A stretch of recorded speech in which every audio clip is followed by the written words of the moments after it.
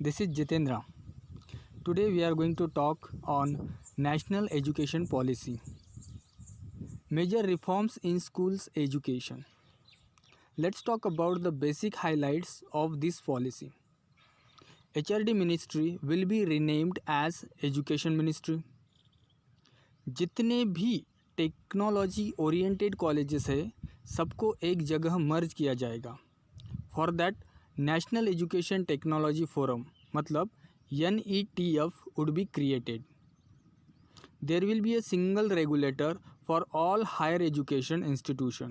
मतलब अभी जो UGC AICTE है इन सब में बदलाव करके एक यूनिट बनाया जाएगा. So let's talk about what is 5+3+3+4 system. As per the new policy, the 10+2 structure of school curriculum will be replaced with 5+3+3+4 curriculum structure corresponding to age group 3 to 8, 8 to 11, 11 to 14 and 14 to 18 years respectively. यहाँ सबसे पहली बात 5 मतलब primary education जो first standard से 5th standard तक है. Then secondary 3 साल का और हायर सेकेंडरी 3 साल का. इसमें एक बात है जो आपको अभी 2 बोर्ड एग्ज़ाम नहीं देने पड़ेंगे जो कि 10th और 12th में देते थे. मतलब 11 साल का एजुकेशन होने के बाद कॉलेज है जिसको हम हायर एजुकेशन कहते हैं उसमें आप ग्रेजुएट होके ही बाहर निकलेंगे. A very good thing is here for 4-year degree course, if you have done 2 years and left it for some reason, you will get diploma for 2 years, advanced diploma for 3 years and graduation for 4 years. इसका मतलब 4 साल के graduation में आपको diploma तो ज़रूर मिलेगा, कोई भी साल आपका वेस्ट नहीं जाएगा. चलो अब हम स्कूल की रिफॉर्म्स की बात करते हैं.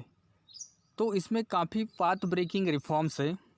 करिकुलम के अलावा यूनिवर्सलाइजेशन जो सस्टेनेबल डेवलपमेंट गोल्स में लिखा हुआ है, जैसे कि पूर्व प्राथमिक शिक्षा होती है जिसका करिकुलम NCERT के द्वारा डेवलप किया जाएगा और जो 3 से 6 वर्ष के बीच बच्चे हैं जो प्री स्कूल में पढ़ते हैं उनके लिए activity based, play based, multifacet, flexible curriculum लागू किया जाएगा. Then target to achieve basic literacy and numeracy for children aged between 6 to 9 years. इनका मेन फोकस है जो बच्चों के होलिस्टिक डेवलपमेंट में किया जाएगा. Now let's talk about no hard separation.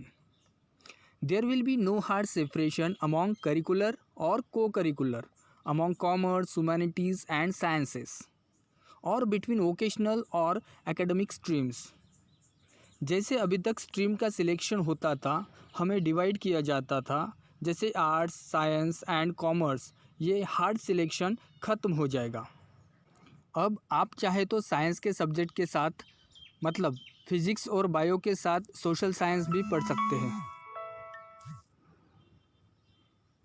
और ह्यूमैनिटीज़ के साथ कॉमर्स के सब्जेक्ट भी ले सकते हैं. By 2025, at least 50% of learners through the school and high school education system shall have exposure to occasional education such as carpentry, electric work, gardening, pottery making, etc.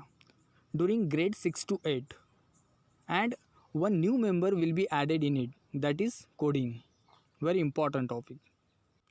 Now let's talk about the most crucial point, that top 100 foreign colleges to have a branches in India according to HRD Ministry documents. अब 100 foreign colleges है जो कि world के बहुत अच्छे colleges है उनके branches India में खुलेंगे ताकि हमारे स्टूडेंट्स फॉरेन में न जाके वही पढ़ाई इंडिया में कर सकते हैं. Let me tell you again important thing is that there will be a single common entrance for all colleges. मतलब ये सिंपल हो गया है. अब ऐसा नहीं होगा कि हर कॉलेज के लिए अलग से आपको एग्ज़ाम देना पड़े. जैसा कि मेडिकल में नीट होता है वैसे ही यहाँ सारे एग्ज़ाम्स के लिए कॉमन एग्ज़ाम हो जाएंगे. जिसको ऑर्गेनाइज करेगा NTA मतलब नेशनल टेस्टिंग एजेंसी.